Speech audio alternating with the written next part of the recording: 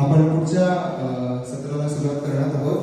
तर हे चित्र इकडे आहे, हे कसलं चित्र आहे? चित्र कबुतराचं आहे आणि तेच मला पाहिजे होतं. म्हणजे आता इकडे कबूतर आलं की मग पवित्र आत्मा आला का? मग कोण आहे पवित्र आत्मा?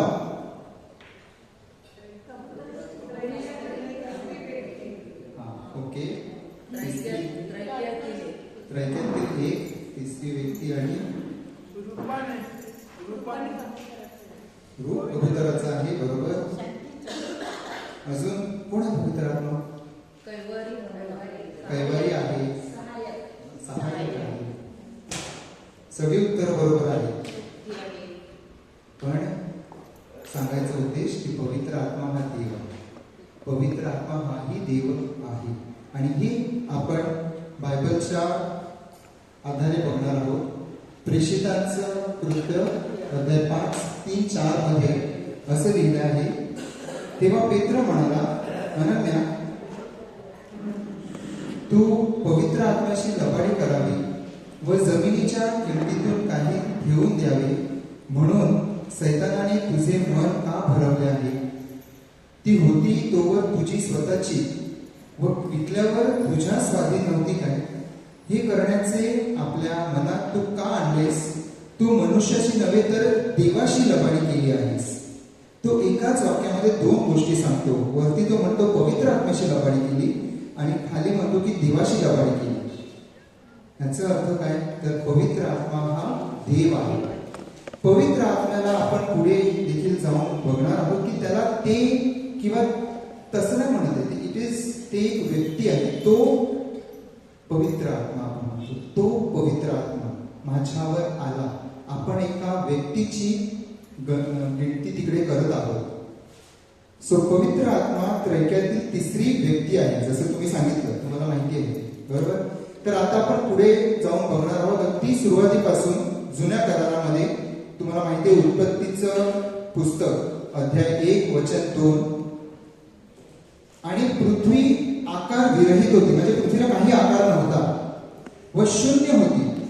जलनिधीच्या पृष्ठभागावर अंधकार होता आणि देवाचा आत्मा जलावर तळपत राहिला होता. अगदी उत्पत्तीच्या पुस्तकापासून पवित्र आत्म्याच्या बद्दल सांगितलं गेलं आहे. आणि जसं सांगितलं की अगदी सुरुवातीलाच काही नसताना देखील देवाचा आत्मा त्या पृथ्वीवर होता. पुढे नंतर आपण जाऊन बघितलं की बरेच संदेश ते आले आणि संदेशांना देखील पवित्र आत्म्याने बरीच प्रेरणा केली. ज्याच्यातलं एक उदाहरण आहे की गिदोन हा एक कमकुवत होता, कमकुवत मनुष्य आणि भयभीत होता तो, पण जो पराक्रमी योद्धा बनला आणि परमेश्वराच्या लोकांना त्याने वाचवले. आणि असे बरेच उदाहरण आहेत. दुसरं म्हणजे यशया.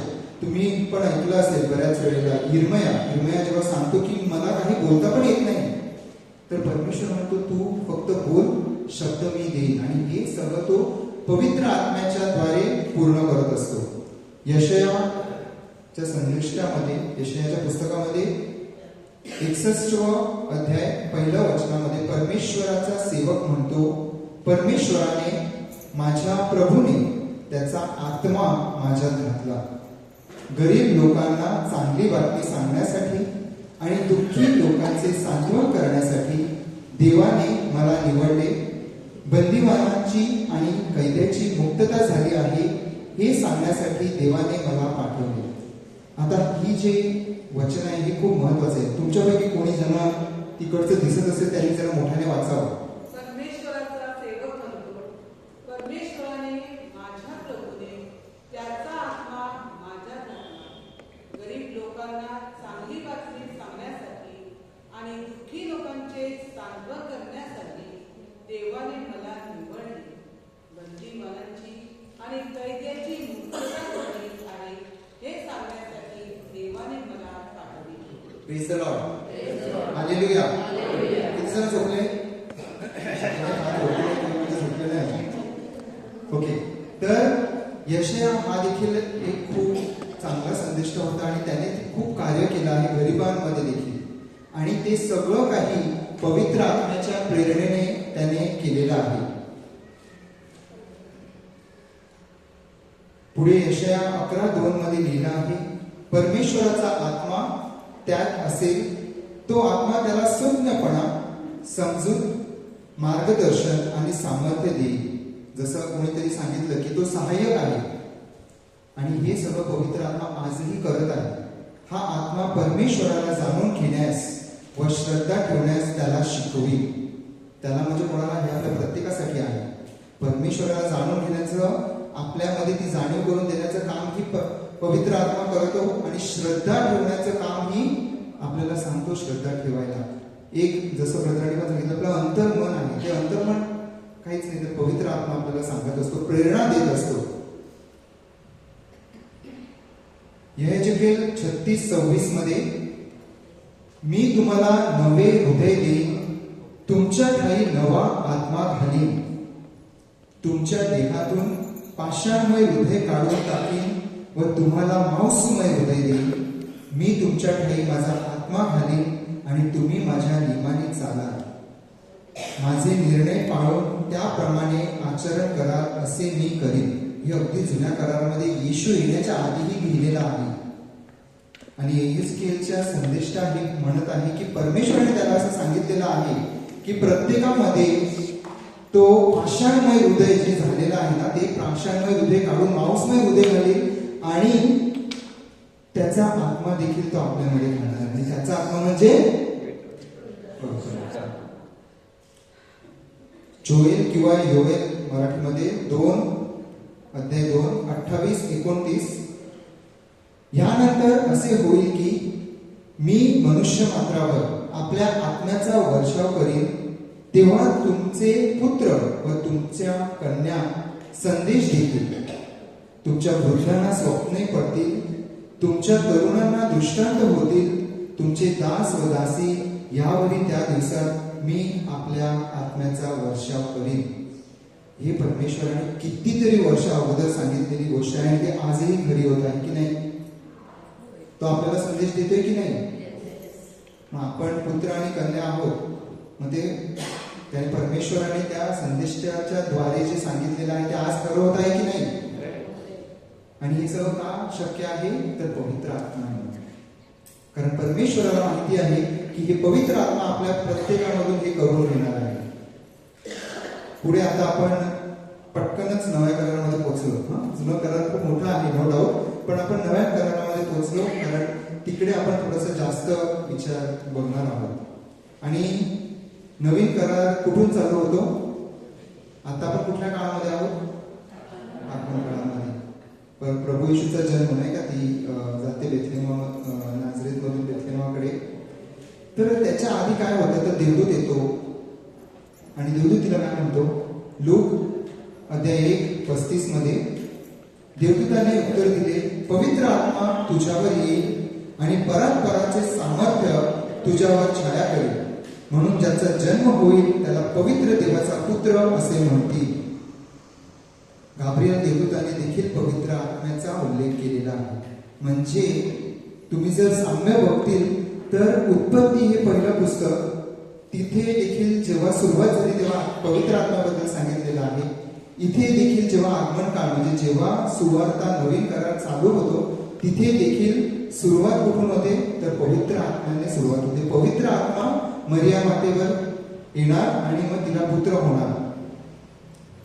त्याच्यानंतर पुढे लूक अध्याय 1:41 मध्येच तेव्हा असे झाले की मग ते अलिशिबाला भेटायला जाते नाही का, तेव्हा असे झाले की अलिशिबेने मरियेचे अभिवादन ऐकताच तिच्या उदरातील बालकाने उडी मारली व अलिशिबा पवित्र आत्म्याने परिपूर्ण झाली.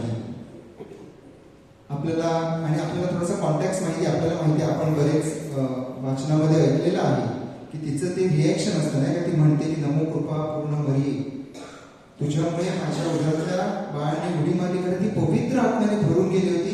ते एक फिलिंग होतं, ते एक अनुभव होता तिला, आणि ती व्यक्त करते ते. पण ती सांगते की हे पवित्र आत्म्याने केलेलं आहे.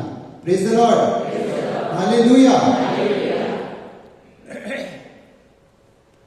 पुढे आपण बघणार आहोत की लूक अध्याय 3:16 मध्ये, आणि योहान त्या सर्वांना सांगत असे, मी तर तुमचा बप्तिस्मा पाण्याने करतो, परंतु जो माझ्यापेक्षा सामर्थ्य आहे, ज्याच्या पायकणाचा बंध सोडण्यास मी योग्य नाही, तो येत आहे, तो तुमचा बाप्तिस्मा पवित्र आत्म्याने व अग्नीने करेल. आता अजून येशूचा जन्म झालेला नाहीये.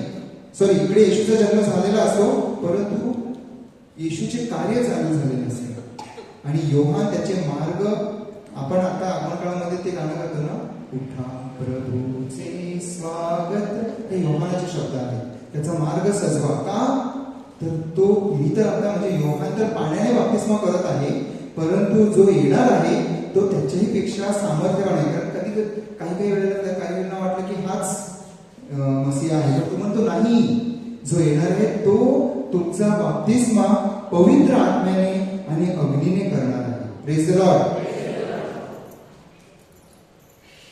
लूक अध्याय 4:18 मध्ये, परमेश्वराचा आत्मा माझ्यावर आला आहे, कारण दिनास सुवार्ता सांगण्यास त्याने मला अभिषेक केला, म्हणून तो त्यांना म्हणू लागला की हा शास्त्रलेख आज तुम्ही ऐकत असताना पूर्ण झाला आहे. आता ह्याचा अर्थ तुम्हाला कळला का? म्हणून मी तुम्हाला सांगितलं की आपण सुरुवातीला येशू ख्रिस्त, आता ह्याचं थोडं बॅकग्राऊंड देतो की येशू ख्रिस्त जेव्हा मंदिरात शिकवत होता तेव्हा त्यांचं जे ग्रंथ होतं ते उघडलं आणि ते यशयाचंच होतं. आणि त्यांनी सांगितलं की यशयामध्ये आपण जेव्हा मागे वाचलं, परमेश्वराचा सेवक म्हणतो, परमेश्वराने माझ्या प्रभूने त्याचा आत्मा माझ्यात घातला, गरीब लोकांना चांगली बातमी सांगण्यासाठी आणि दुःखी लोकांचे सांत्वन करण्यासाठी देवाने मला निवडले, बंदिवानाचे आणि कैद्यांचे मुक्तता झाली आहे हे सांगण्यास देवाने मला पाठवले आहे. आणि हे इथे पुन्हा येशू काय म्हणतो, परमेश्वराचा आत्मा माझ्यावर आला आहे. शब्द साम्य आहेत का? परमेश्वराचा आत्मा माझ्यावर आला आहे, कारण दिनास सुवार्ता सांगण्यास, गरीब तिकडे दिलं होतं, गरीब दिन म्हणजे सारखंच, त्याने मला अभिषेक केला. मग तो त्यांना म्हणू लागला की हा शास्त्र म्हणजे जे यशयाने तेव्हा लिहिलं होतं तो आज पूर्ण झाले, कारण तो त्या दिनांना सांगत होता आणि ते ऐकत होते आणि ते विश्वास ठेवत होते. Praise the Lord. आणि तिथे येशू देखील सांगत आहे की परमेश्वराचा आत्मा माझ्यावर आला.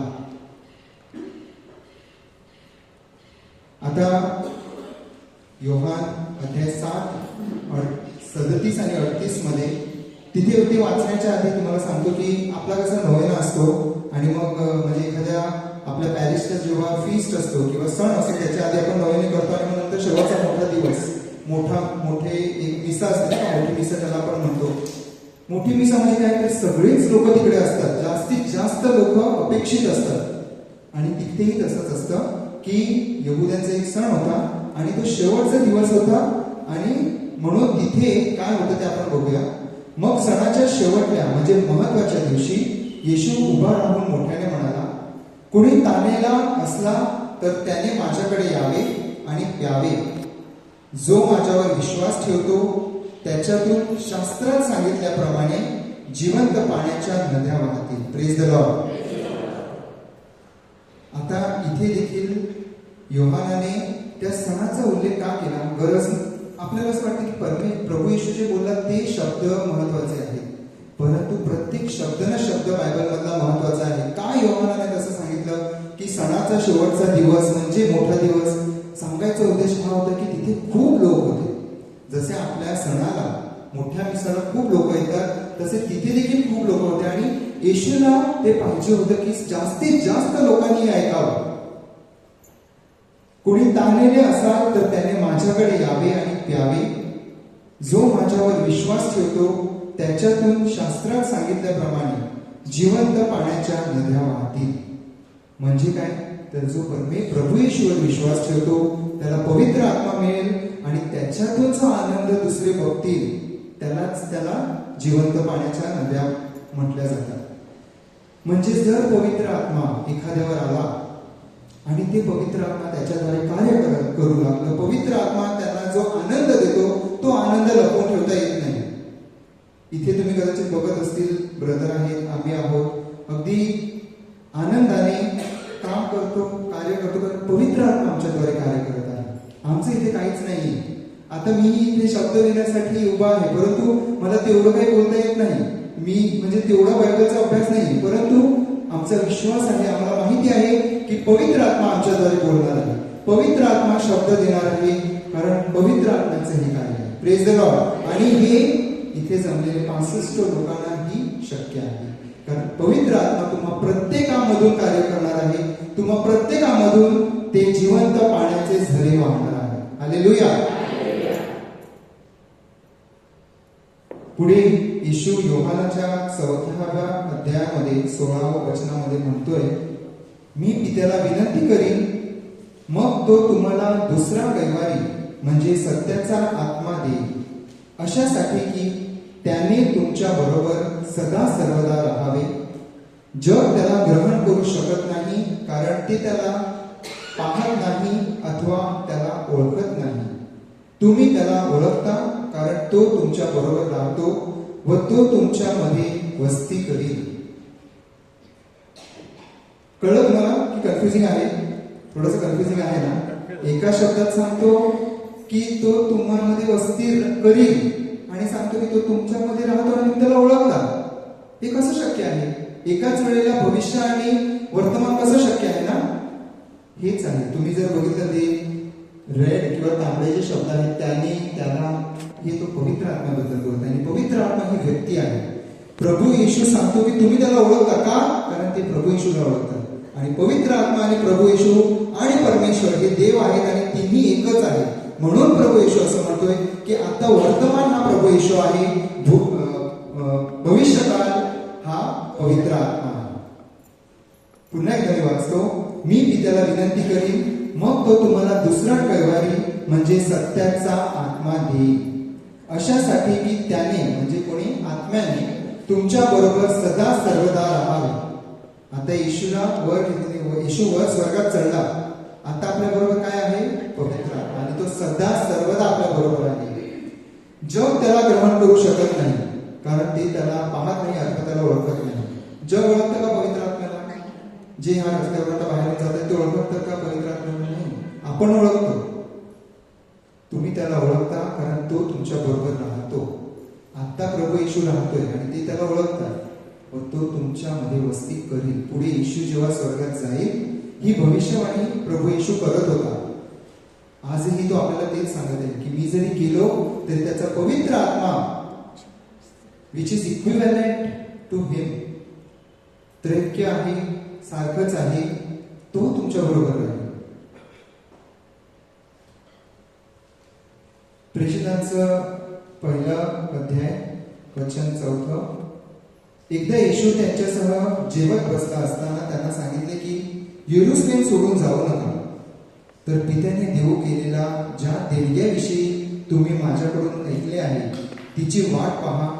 कारण योहानाने पाण्याने बाप्तिस्मा केला खरा, पण तुमचा बाप्तिस्मा थोड्याच दिवसांनी पवित्र आत्म्याने होईल. आता ते आपण ऐकलं नाही का? तो प्रभू येशू सांगतोय की तुम्हाला एक कैवारी येईल आणि तो तुमच्या बरोबर सदा सर्वदा राहील. परंतु येशूला माहिती होतं आणि हे जे शब्द आहेत हे तो जेव्हा त्याचं शेवटचं भोजन होते त्याच्यानंतर तो प्रेषितांना सांगतो की कितीही झालं तरी तुम्ही येरुशलेम सोडून जाऊ नका, भयभीत होऊ नका, कारण पित्याने केलेल्या ज्या देणगीविषयी तुम्ही माझ्याकडून ऐकले ना, तर मला तुम्ही पण ऐकलं ना की तो म्हणतोय की देणार आहे म्हणून तिची वाट पहा. पवित्र आत्मा देणार आहे. येशू चढला स्वर्गात 40व्या दिवशी. पवित्र आत्मा कधी आला? 10 दिवसांचा गॅप आहे. त्या 10 दिवसामध्ये ते इकडे तिकडे गेले असतील, परंतु प्रभू येशूने सांगितलं आणि विश्वास ठेवला. प्रेषितांचं कृत्य 1 अध्याय 8व्या वचनामध्ये, परंतु पवित्र आत्मा तुमच्यावर येईल तेव्हा तुम्हाला सामर्थ्य प्राप्त होईल आणि येरुशलेमेत, सर्व यहुदात, शोम्रोनात व पृथ्वीच्या शेवटापर्यंत तुम्ही माझे साक्षी व्हाल. कदाचित त्या वेळेला येशू जेव्हा हे सांगत होता त्यांना, तेव्हा ते शिष्यांना कळलं नसेल की हा काय बोलतोय, हा कुठे जाणार आहे आणि हे सगळं काय सांगतोय, की काय साक्षी आणि काय पवित्र आत्मा. परंतु आज जेव्हा पवित्र आत्मा पेंटेकॉस्टच्या नंतर त्यांच्यावर आला तेव्हा तुम्हाला माहिती आहे की प्रेषितांनी किती कृत्य केली आणि कितीतरी लोकांना बरं केलं. हे सगळं फक्त आणि फक्त पवित्र आत्म्यामुळे झालेलं आहे. आता हे पेंटेकॉस्टची वेळेला प्रेषितांचं कृत्य 2 अध्याय 2 वचन, तेव्हा अकस्मात मोठ्या वाऱ्याच्या सुसट्यासारखा आकाशातून नाद झाला व ज्या घरात ते बसले होते ते सर्व त्याने भरले आणि वेगवेगळ्या होत असलेल्या अग्नीच्या जिभांसारख्या जिभा त्यांना दिसल्या व प्रत्येकावर त्या एक एक अशा बसल्या. तेव्हा ते सर्वजण पवित्र आत्म्याने परिपूर्ण झाले आणि आत्म्याने जसजशी त्यांना वाचा दिली तस तसे ते निरनिराळ्या भाषेतून बोलू लागले. Praise the Lord, praise the Lord, hallelujah. झोपू नका. पवित्र आत्मा येणार आहे, पण आपल्याला पवित्र आत्मा कोण आहे हे माहिती असलं पाहिजे. पेंटेकॉस्टच्या दिवशी काय झालं हे आपण बऱ्याच वेळेला ऐकलेलं आहे, परंतु आज जेव्हा पवित्र आत्म्याची जाण आपल्याला आहे तेव्हा त्यावेळेला काय झालेलं असेल हे, आणि त्यावेळेला ते प्रेषित तिथे होते घाबरलेले, आणि त्यावेळेला सुसाट्याचा वारा सुटतो. खिडकी आणि दरवाजे बंद करून बसलेले, खिडक्या उघडतात आणि वारा मध्ये घुसतो. त्याच्यानंतर अग्नीच्या जिभा येतात आणि प्रत्येकाच्या डोक्यावर असे एक एक अग्नीच्या जिभा राहतात आणि ते पवित्र आत्म्याने भरून परिपूर्ण होतात. अलिशिबा पण पवित्र आत्म्याने परिपूर्ण झाली, शिष्य देखील पवित्र आत्म्याने भरून परिपूर्ण झाले. आपण ही पवित्र आत्म्याने भरून परिपूर्ण होतो. आपल्याला पवित्र आत्म्याला मागायला पाहिजे. Praise the Lord. तर आतापर्यंत आपण बघितलं जुन्या करारापासून नवीन करारापर्यंत पवित्र आत्मा कोण आहे? पवित्र आत्मा कोण आहे? देव आहे, त्रैक्यातील एक व्यक्ती आहे आणि तो देव आहे आणि आपण त्याच्याकडेही प्रार्थना करतो. तर पवित्र आत्मा जेव्हा येतो तेव्हा त्याची काही फळं आणि त्याची दानं आहेत, जी तुम्हाला फक्त बायबलमध्ये ते कुठे आहे हे सांगतो. तर पवित्र आत्म्याची फळं ही गलतीकरास पत्र अध्याय 5 वचन 22 आणि 23 मध्ये म्हटलं आहे. आत्म्याच्या द्वारे निष्पन्न होणारे फळ प्रीती, आनंद, शांती, सहनशीलता, ममता, चांगुलपणा, विश्वासूपणा, सौम्यता, इंद्रिय दमन हे आहे. आणि जेव्हा ते शिष्य देखील पवित्र आत्म्याने परिपूर्ण झाले तेव्हा तुम्हाला कळेल की ह्या सगळ्या फळांनी त्यांच्यातून दिसतात. ती फळं त्यांच्यामध्ये ममता असते, त्यांच्यामध्ये सहनशील असते, शांती असते, आनंदही असतो. त्या आनंदाबद्दल बोलला बरोबर. प्रीती असते, चांगुलपणा असतो, विश्वासूपणा असतो, सौम्यता असते. ह्या सगळ्या गोष्टी आपल्याला आपल्या एकमेकांमध्ये पण दिसतील जर आपण पवित्र आत्म्याने परिपूर्ण असू. तर आपल्याला देखील ही फळं मिळत असतात आणि आपणही तसे त्या फळांना घेऊन चालत असतो. त्याच्यानंतर पवित्र आत्म्याची काही दानं आहेत. गलतीकरास पहिलं पत्र अध्याय 12 8वं वचन, तिकडे टाकलं नाही, 8वं वचन आहे. त्याच्यामध्ये लिहिलं आहे, कारण एखाद्याला आत्म्याच्या द्वारे ज्ञानाचे वचन मिळते, एखाद्याला त्याच्या आत्म्यानुसार विद्येचे वचन, एखाद्याला त्याच आत्म्यात विश्वास, एखाद्याला त्याच एका आत्म्यात निरोगी करण्याची कृपादाने, एखाद्याला अद्भुत कार्य करण्याची शक्ती, एखाद्याला संदेश देण्याची शक्ती, एखाद्याला आत्म्य ओळखण्याची शक्ती, एखाद्याला विशेष प्रकारच्या भाषा बोलण्याची शक्ती व एखाद्याला भाषांचा अर्थ सांगण्याची शक्ती मिळते. Praise the Lord.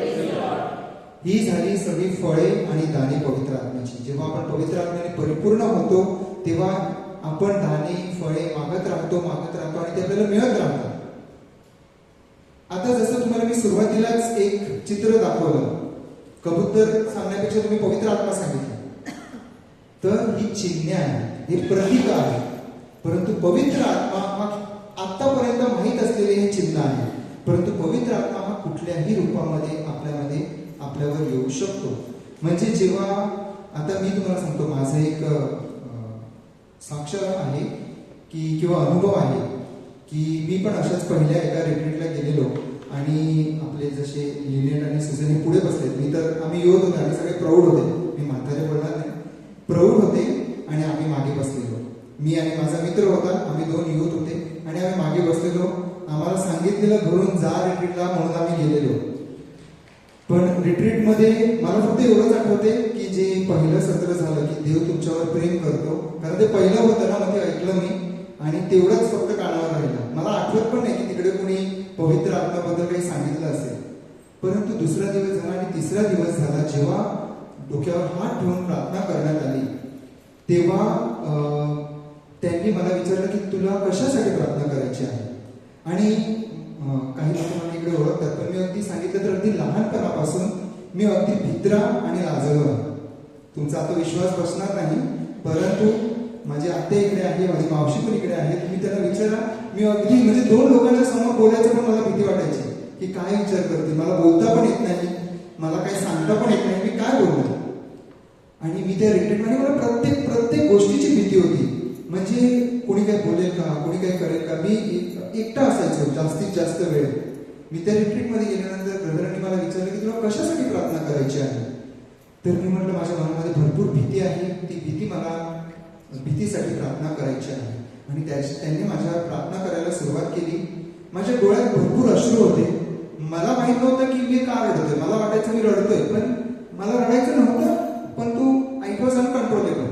Me control करू शकत नव्हतो आणि माझ्या डोळ्यातून अश्रू येत होते.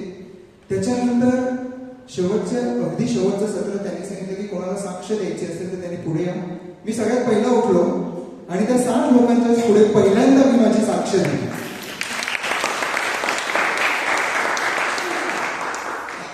हे पवित्र आत्म्याचं कार्य आहे. ह्या काळ्या पवित्र आत्म्यासाठी आणि देवासाठी, कारण तो कार्य करून देतो. आणि हे पवित्र आत्म्याने परिपूर्ण झाल्यानंतर जसं मी सांगितलं की प्रत्येकाचा अनुभव वेगळा असू शकतो. कोणाला खूप गरम झाल्यासारखं वाटते, कोणाला खूप थंडी लागू शकते, कोणाच्या डोळ्यात अश्रू येतात, परंतु ते पवित्र आत्मा आपल्यावर आल्यामुळे तसं होऊ शकतं. परंतु त्यावेळेला मला ते अजिबात कळलं नाही. मला वाटतं मी रडतोय का. आणि त्याच्यानंतर जेव्हा मी साक्ष दिली तेव्हा माझ्यामध्ये कॉन्फिडन्स आला. परंतु मला असं वाटतं माझ्यामध्ये कॉन्फिडन्स आला, परंतु पवित्र आत्मा माझ्या थ्रू कार्य करत होता. एक तो दिवस आणि आतापर्यंत मी गेल्या तर काही 15 वर्ष ह्या ग्रेसच्या कुटुंबामध्ये आहे. आणि जिथे जिथे शक्य आहे तिथे तिथे परमेश्वर माझा वापर करत आहे. तर पहिली रिट्रीट तेव्हा रिट्रीट सेंटर नव्हते, तेव्हा आपली मायनर सेमिनरीमध्ये रिट्रीट घ्यायची, तेव्हा मी तिथे गेलेलो रिट्रीट सेंटर. तर पवित्र आत्म्याचे प्रतीक म्हणून आपण बघणार आहोत की कबूतर हे पवित्रतेचं प्रतीक आहे. आणि पाणी हे नवजीवन किंवा नूतनीकरण. जसं आपल्याला माहिती आहे की जेव्हा बाप्तिस्मा होतो तेव्हा आपल्या डोक्यावर पाणी टाकलं जातं, कारण नवीन जीवन, शुद्धतेचं, नूतनीकरणाचं ते प्रतीक आहे. मत्ते अध्याय 3 वचन 16. मग बाप्तिस्मा घेतल्यावर येशू लगेचच पाण्यातून, म्हणजे त्याला योहानाने पाण्यातून बाप्तिस्मा केला ना, तर लगेचच पाण्यातून वर आला आणि पहा आकाश उघडले, तेव्हा त्याने परमेश्वराचा आत्मा कबूतरासारखा उतरताना व आपणावर येताना पाहिला. कबूतरासारखा तो आत्मा येत होता. सो ते फक्त एक प्रतीक आहे. पुढे अजून 2 प्रतीक आहेत, ते म्हणजे वारा आणि अग्नी. प्रेषितांची कृत्ये अध्याय 2 वचन 2. तेव्हा अकस्मात मोठ्या वाऱ्याचा सुसाट्यासारखा आकाशातून नाद झाला. हे वचन आपण ऐकलं आधी. व ज्या घरात ते बसले होते ते सर्व त्याने भरले आणि वेगवेगळ्या होत असलेल्या अग्नीच्या जिभांसारख्या जिभा त्यांना दिसल्या व प्रत्येकावर त्या एक अशा बसल्या. तेव्हा ते सर्वजण पवित्र आत्म्याने परिपूर्ण झाले आणि आत्म्याने जसजशी त्यांना वाचा दिली तसे ते निरनिराळ्या भाषेतून बोलू लागले. तर वारा म्हणजे अदृश्य सामर्थ्य. आता तुम्ही चित्र पण बघितलं तर वारा तिकडे दिसत नाही, झाड आहे. वारा दाखवायचा कसा, ते अदृश्य आहे, तर सामर्थ्य भरपूर आहे. हे एक प्रतीक आहे. आणि अग्नी म्हणजे शुद्धीकरण व जोश. जसं सांगितलं की आपल्यामध्ये जर गरमी असेल तर अगदी जोश आपण, तर ते एक प्रतीक आहे. हे पवित्र आत्म्याची प्रतीक आहे. अजून एक साक्ष द्यायची म्हणजे जेव्हा मी पहिल्यांदाच जॉब करत होतो, त्याच्यानंतर 2 वर्ष झाली आणि मला जॉब चेंज करायचा होता. तर मी एका ठिकाणी इंटरव्ह्यू दिली आणि तिकडे सिलेक्ट झालो. मग मी पहिल्या कंपनीमध्ये जेव्हा रिझाईन केलं तेव्हा त्यांनी सांगितलं की नाही, तू जाऊ शकत नाही, कारण इथे गरज आहे. पण मी म्हटलं नाही, मला जायचंच आहे, कारण तिथे मी सॉफ्टवेअर डेव्हलपर आहे. तिथे टेस्टिंग होती. मी ऑलरेडी टेस्टिंगमध्ये होतो. मला डेव्हलपमेंट म्हणजे प्रोग्रामिंगमध्ये जायचं होतं. माझी आवड तिथे होती आणि मला जो नवीन जॉब मिळाला तो मी डेव्हलपर म्हणून मला जॉब मिळाला, प्रोग्रामिंगमध्ये मला मिळाला होता. तर ते म्हणाले नाही पण तू आता तुझ्या हातामध्ये काम आहे तर तू जाऊ शकत नाही. आता पहिला जॉब आहे, पहिल्यांदाच कोणीतरी मला जॉब दिला म्हणून आपण थोडेसे इमोशनल पण असतो. तर ते म्हणाले की तू उद्या इथे ये आणि मोठ्या सरांची भेट. मला खूप टेन्शन आलं. त्या रात्री मला आठवते, तो क्षण मला अशासाठी आठवतो कारण त्या रात्री मी माझ्या खोलीमध्ये खूप अगदी स्ट्रेस्ड होतो. म्हणजे मला कळत नव्हतं की काय करू, हे जाऊ देत नाही परंतु मला जायचं आहे. आणि तिथे दयावंत येशूचा फोटो होता. मी मांडा घातल्या, गुडघे घातले आणि प्रार्थना केली आणि परमेश्वराला सांगितलं की तुझ्या हातामध्ये मी सगळं सोपवतो. परत एकदा त्याच वेळेला माझ्या डोळ्यात अश्रू होतं. मी रडत नव्हतो, मला रडायचं नव्हतं, मला कळत नव्हतं की ते का होतं.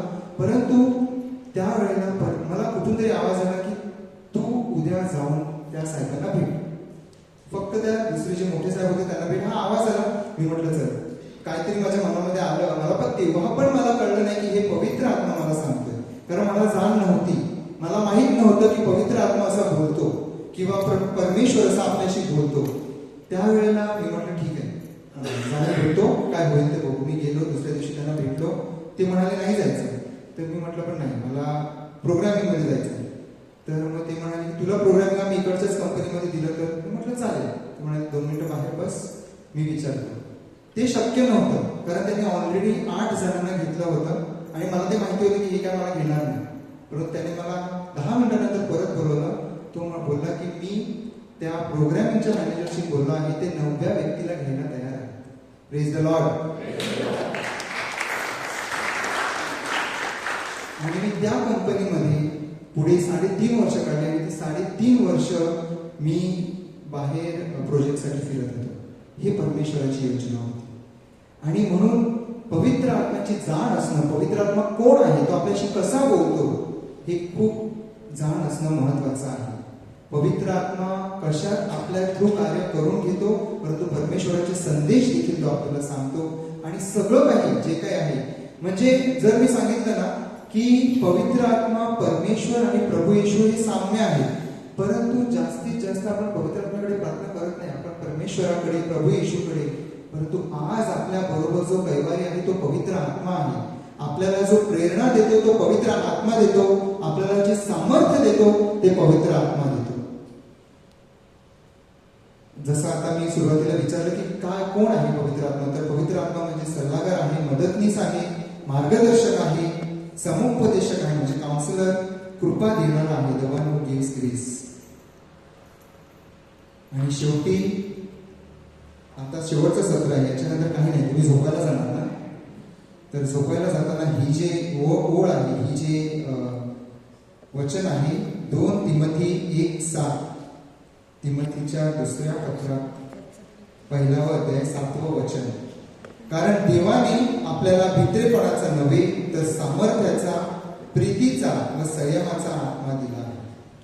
आणि ही जे वचन आहे हे मला माझ्या त्या पहिल्या रिट्रीटमध्ये त्या ब्रदरांनी सांगितलं होतं की परमेश्वराचा जर आत्मा असेल ना तर घाबरायची गरज नाही, कारण तो संयमाचा आहे, तो सामर्थ्याचा आहे, तो प्रीतीचा आहे. भीती ही परमेश्वराकडून नाही.